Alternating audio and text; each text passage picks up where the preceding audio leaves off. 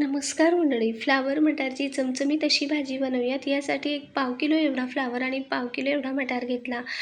फ्लावरचे तुरे तोडून एका खोलगट भांड्यामध्ये गरम पाण्यात हळद मीठ टाकून फ्लावर एक 10-15 मिनिटं ठेवली. त्यानंतर मिक्सरच्या भांड्यात मध्यम आकाराचा कांदा, आले, लसूण, कोथिंबीरची देठं मिक्सरला फिरवून घेतली. त्याच मिक्सरच्या भांड्यात पुन्हा एक लहान आकाराचा टोमॅटोची प्युरी करून घेतली. गॅसवर कढई ठेवून तेलात थोडीशी फ्लावर अशी परतवून घेतली, थोडीशी भाजून घेतली. त्यानंतर आता त्याच तेलामध्ये कांदा टोमॅटोची पेस्ट केली होती ती घातली, चांगली परतवून घेतली. त्यानंतर आता काही पावडर मसाले घालूयात.